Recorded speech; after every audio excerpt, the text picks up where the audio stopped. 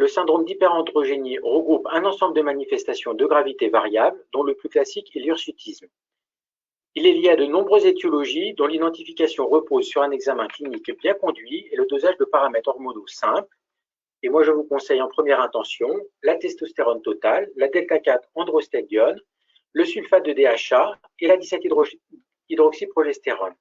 Et rien qu'avec ce bilan-là, vous aurez une orientation diagnostique précise.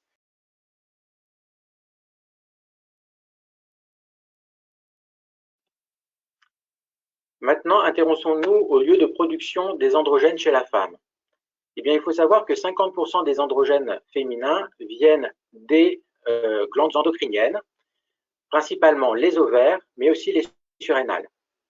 Par ailleurs, il y a 50% des androgènes féminins qui viennent de la périphérie, c'est-à-dire d'une conversion des androgènes globulaires qui va se faire au niveau du foie, du tissu adipeux et de la peau. Si on s'intéresse plus précisément au lieu de synthèse de ces trois principaux androgènes, eh bien, on s'aperçoit que la testostérone est synthétisée à 70% au niveau périphérique.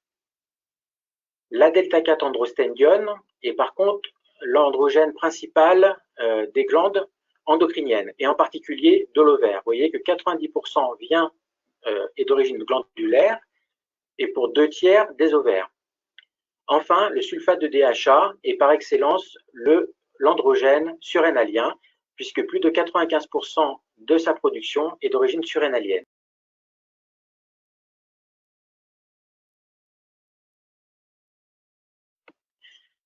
Les androgènes vont avoir plusieurs tissus cibles chez la femme. Tout d'abord, ce qui va nous intéresser le plus, la peau et les follicules sébacés, mais aussi la musculature, le tissu adipeux, les organes génitaux externes, la voix, le système nerveux central et, chez les enfants, très important, les cartilages de conjugaison.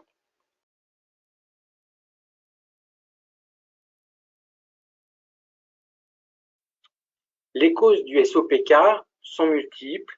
Il y a d'une part une composante génétique qui a été mise en évidence chez les jumeaux monozygotes, mais pas seulement. Il y a aussi une composante environnementale et en particulier, l'obésité joue un rôle important dans le déclenchement du SOPK.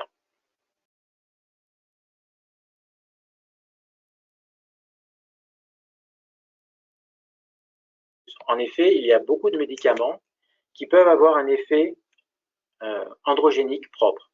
Évidemment, chez les sportifs de haut niveau, il y a la prise d'anabolisants.